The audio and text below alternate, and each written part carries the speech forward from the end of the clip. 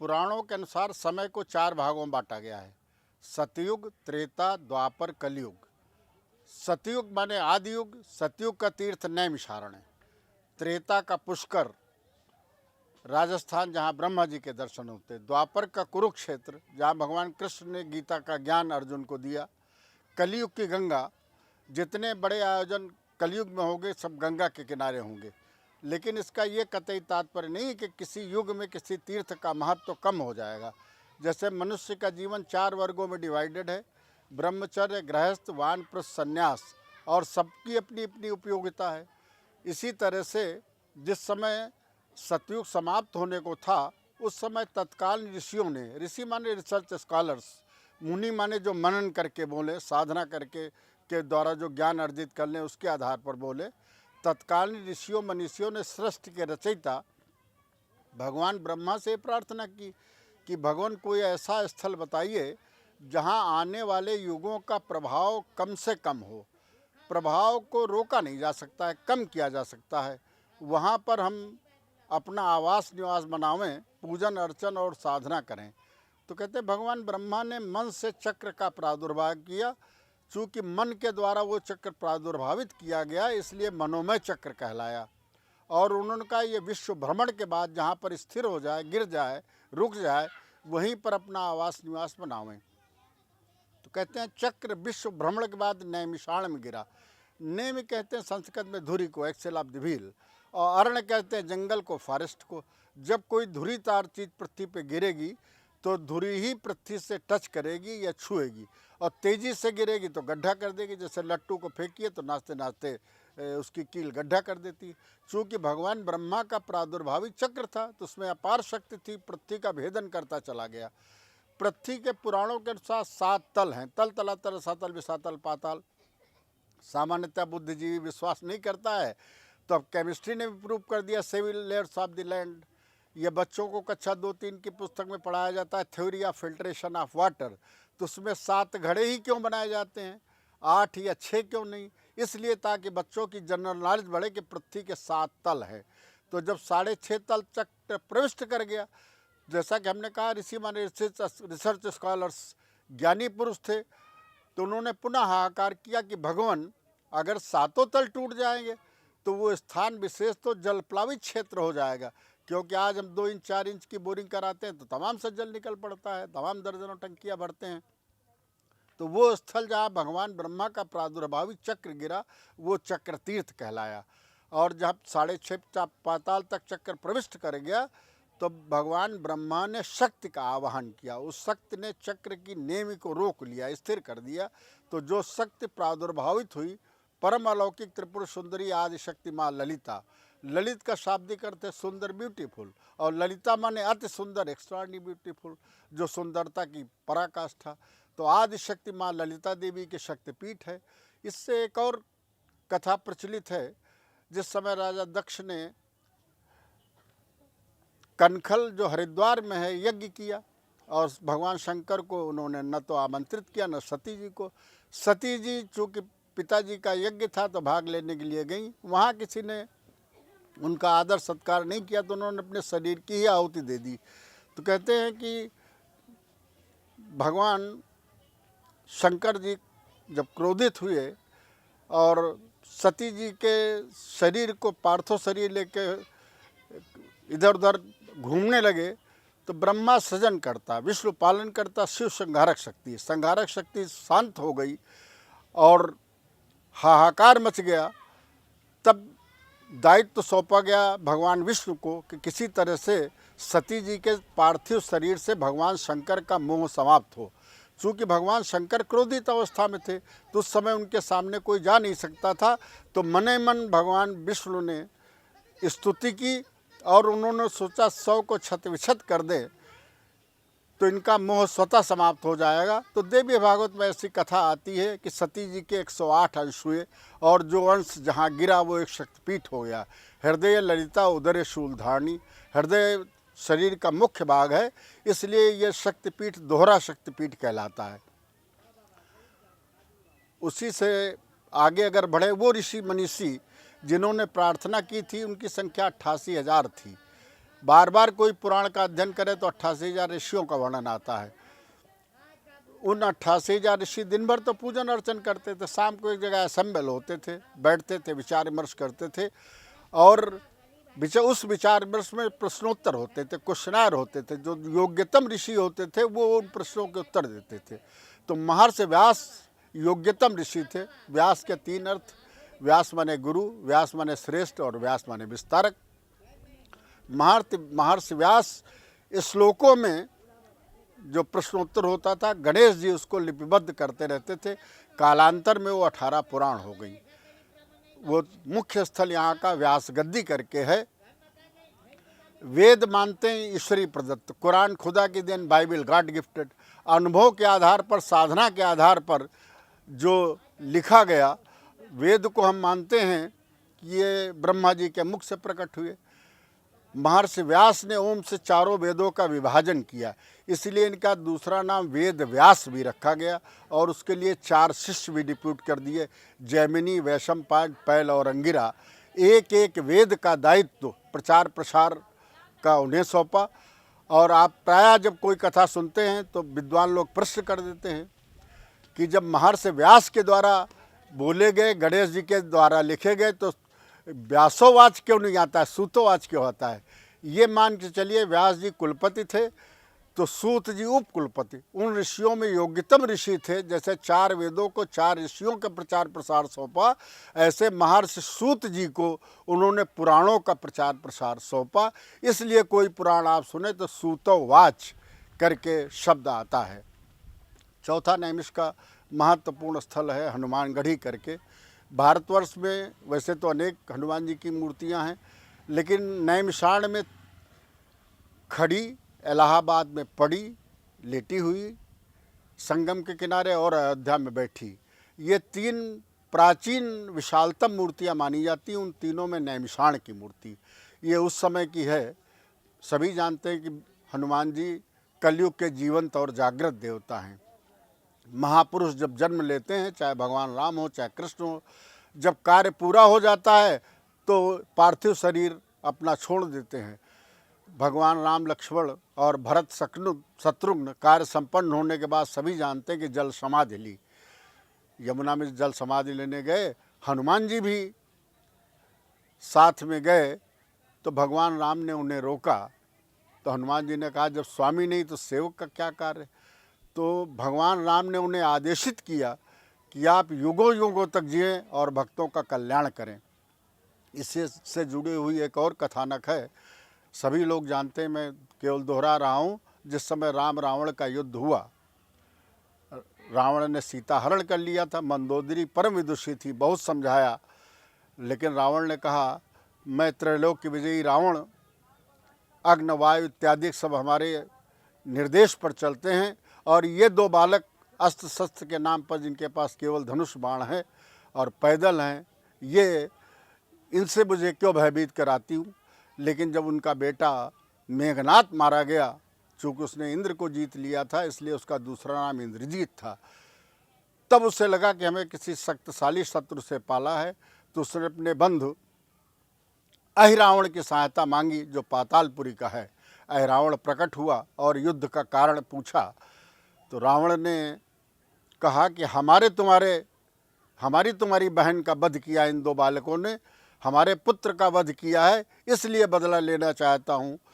तो उन्होंने कहा आखिर युद्ध का कारण क्या हुआ। तो उन्होंने कहा मैंने सीता का हरण कर लिया। तो उनका त्रैलोक की विजयी है, अगर आप युद्ध में पराजित करके लाते सीता को तब तो उचित था, आपने यह कृत्य बढ़िया नहीं किया।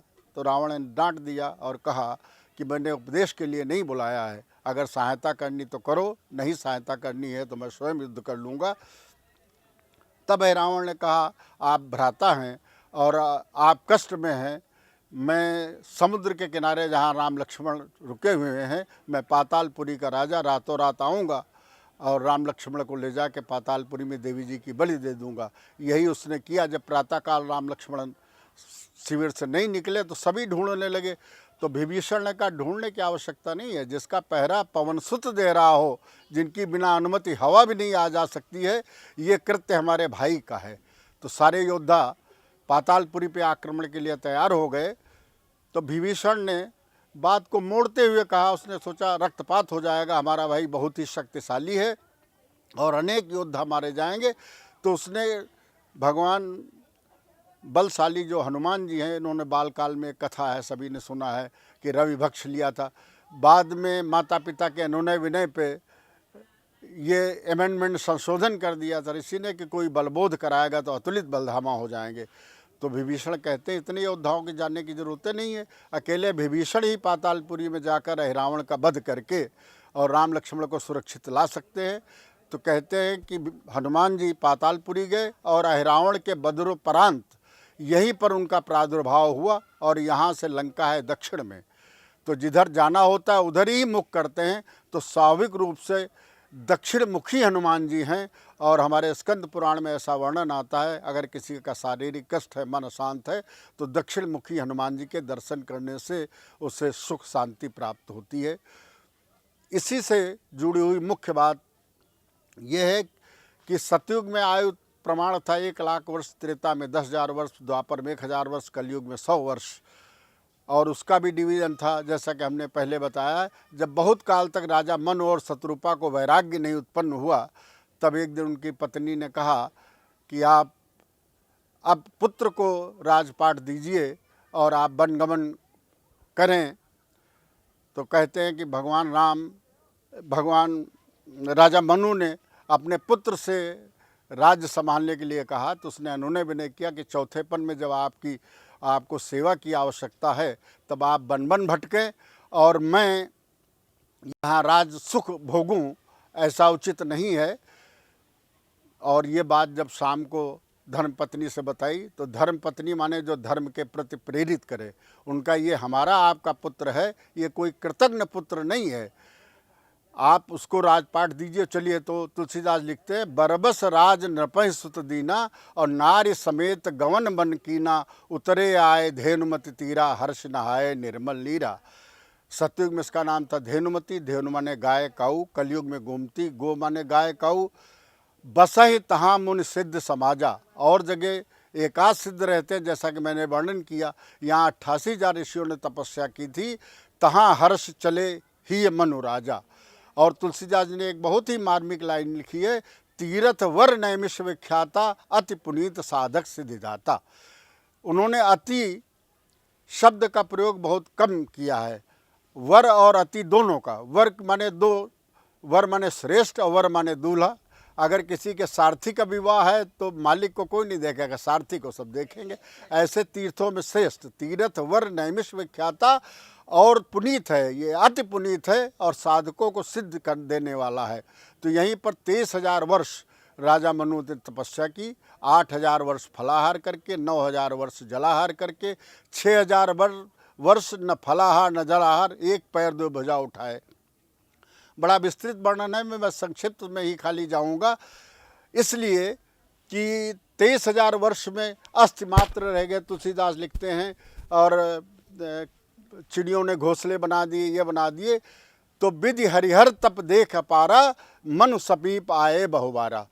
विधि हरिहर ब्रह्मा विष्णु महेश अखंड तपस्या देख के बार बार आए, लेकिन राजा मनु शत्रुपा ने न तो आंखें खोली और न हुआ। अंत में विवश होकर विश्वपाश भगवान जब प्रकट हुए तो उनके चकाचौंध से, उनके तेज से राजा मनु और शत्रुपा की आंखें खुल गईं और उनके दर्शन मात्र से तुलसीदास लिखते हैं कि राजा मनु शत्रुपा ऐसे हष्ट-पुष्ट सुंदर हो गए जैसे राज भवन से आ रहे हों। तो उनका, हे राजन, आपने घनघोर तपस्या किए, मांग मांग वर मांगिए। तो राजा मनु और शत्रुपा हाथ जोड़कर नमन किया, प्रणाम किया। उनका, मैं आपकी कृपा से त्रैलोक का राजा रहा हूँ, सारे सुख भेजूँ, और जिसको साक्षात आपके दर्शन हो जाए ऐसा कौन अभागी होगा, उसके बाद भी उसकी कोई कामना हो जाए। तो विश्वपास भगवान ने कहा, नहीं, ऐसा नहीं है राजन, चाहे देवता हो चाहे दैत्य हो, जो भी साधना तपस्या करेगा उसको तो वरदान लेने पड़ेगा। तो राजा मनु ने कहा, मुझे तो वैराग्य नहीं उत्पन्न हो रहा था, ये तो हमारी धर्म पत्नी है जो धर्म के प्रति प्रेरित किया और वैराग्य उत्पन्न किया, मैं आया हूँ, वर का हक उनको है। जब माता शत्रुपा के पास गए तो शत्रुपा भाव विवल होकर प्रणाम किया और उन्होंने कहा, ये तो हमारे पति की कृपा और दया है, अगर पुत्र वधू के पास छोड़ आते न लाते, तो इसलिए वर मांगने का उनका अधिकार है। कई बार इस तरह से हुआ तो विश्वपास भगवान ने कहा कि इधर उधर हमें न भेजिए, वर तो हमें देने देना है, आपको तो मांगने मांगना है। तो राजा मनु हाथ जोड़कर खड़े हो गए, उनका चाहो तुम्हें समान सुत, प्रभु संग कौन दोहराओ। भगवान मैं आप जैसा पुत्र चाहता हूँ। चूँकि वो वचनबद्ध थे इसलिए यो मस्तु तो कह दिया। फिर बाद में सोचा मैं अनाद या जन्मा अगर्भा किसी गर्भ से कैसे जन्म ले सकूँगा। उसी समय विश्वपास भगवान ने घोषणा की कि 4 युग होंगे। ये सतयुग का अंतिम चरण है, सतयुग, त्रेता, द्वापर, कलयुग। और नैमिष की भूमि का ये प्रभाव रहेगा कि कोई एक पुण्य कार्य करेगा, एक सद्विचार आएगा तो 4 लाभ मिलेंगे, एक कुविचार आएगा तो 4 उसको दोष भी लगेंगे। आप जब त्रेता में राजा दशरथ होंगे, आप माता कौशल्या होंगी, तो अपने चारों अंशों सहित मैं अवतरित हूँगा। तो भगवान राम के उत्पन्न होने की कारण भूमि नैमिषारण है। ये एक बहुत महत्वपूर्ण बिंदु है। और जब लंका विजय के बाद जब अश्वमेघ की कल्पना उनके मस्तिष्क में आई, तो और जब कोई यज्ञ किया जाता है, कोई शुभ कार्य किया जाता है, तो स्थान का चयन किया जाता है, तो नैमिषारण का चयन किया। तो उनके परिजनों और पुरजनों ने प्रश्न किया कि अयोध्या में कलयुग व्याप्त नहीं होगा और आप नैमिषारण का चयन कर रहे हैं। तो भगवान राम बहुत विनम्र भाव से उत्तर दिया कि नैमिषारण हमारे उत्पन्न होने की कारण भूमि है, आदि तीर्थ है। मैं चाहता हूँ देश देश के राजाओं को मैं आमंत्रित करूँगा, उनको हमारे यज्ञ के साथ साथ नैमिषारण के दर्शन का भी सुख लाभ मिले, और मुझे ये सुख होगा, मैं अपनी आदि भूमि पितृभूमि को प्रणाम करने का मुझे अवसर प्राप्त होगा। तो इसी आदि गंगा धेनुमती के किनारे जो पार्श्व में दशाश्वमेध घाट है, यहाँ उन्होंने अश्वमेध यज्ञ किया। और यज्ञ स्थल पे तो आहुति दी जाती, हवन कुंड इत्यादि बनता है। उसी के पार्श्व में जहाँ देश देश के राजाओं ने स्नान किया वो राजघाट कहलाया, और आज राजघाट पर ही हम लोग उपस्थित हैं। यहीं से स्नान करके चक्रतीर्थ में मार्जन करके आज भी गणेश जी का भोग लगा के 84 कोसी परिक्रमा का शुभारंभ होता है। 84 कोसी परिक्रमा तो 15 दिन चलती है, फाल्गुन प्रतिपदा से होके और पूर्णिमा को मिश्रित में इसका होलिका दहन के साथ समापन होता है। संक्षिप्त परिक्रमा पंचकोशी होती है, उसमें 4 पड़ाव हरदोई जनपद में है, 7 पड़ाव नैमिषारण जनपद में है। पहला पड़ाव कोरोना से शुरू होता है। जब 4 पड़ाव जाते हैं तो 4 पड़ाव गोमती के पार हैं, और गोमती के पार जब गिरधरपुर उमराड़ी से आते हैं तो जिगनिया ग्राम के पास से वहाँ से रुकते होते हुए सीतापुर जनपद में पुनः प्रवेश करते हैं। और हमारे पुराणों में ऐसा वर्णन आया है, पंचकोशे प्रमाणे न इते नैमिष मंडले, जो 5 कोस की परिक्रमा का महत्व है। 5 कोस माने 10 मील 15 किलोमीटर नैमिष क्षेत्र था। जैसे पाटलिपुत्र राजधानी थी, ऐसे जो पुराणों में नैमिष का वर्णन आया है। क्यों, इसको भी और क्लियर कर दे, लोग कहेंगे पंचकोशे प्रमाणे न इते नैमिष मंडले। मैंने अभी कहा वर्तमान नैमिष की आबादी 10-15 हज़ार है, तो 88,000 ऋषि तो इतने में रह नहीं सकते हैं। तो 15 किलोमीटर एरिया की आबादी आज 2.5 लाख 3 लाख है। तो स्वाभाविक रूप से चूँकि वो सारे ऋषि महर्षि इस 15 किलोमीटर आसपास रहते थे, इसलिए उस 15 किलोमीटर क्षेत्र को पंचकोशी प्रमाणे न इते नैमिष मंडले, 5 कोस इसका क्षेत्रफल कहलाता था। एक मिनट देख ले, रुक दीजिए शुरू करें। हाँ। तो 15 दिन में जो परिक्रमा होती है, लाखों लाख लोग परिक्रमा करते हैं। और प्रत्येक दिन जो हमने कहा पंचकोशे प्रमाणे न इते नैमिष मंडले, उसमें भी 5 कोस प्रतिदिन चलना पड़ता है।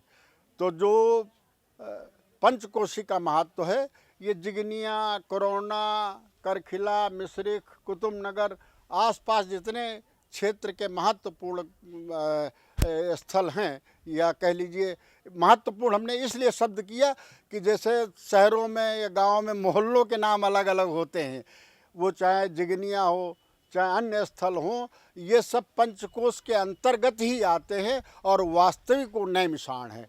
जिनके पास 15 दिन का समय नहीं होता है, वो इस पंचकोशी परिक्रमा को कर लेते हैं, उसका वही फल प्राप्त होता है। और अगर पंचकोशी भी नहीं कर पाते हैं तो नैमिषारण्य के जो सवा कोशी परिक्रमा है, जो मुख्य मुख्य स्थल है, उसको करने से उसका वही सुख लाभ उन्हें प्राप्त होता है।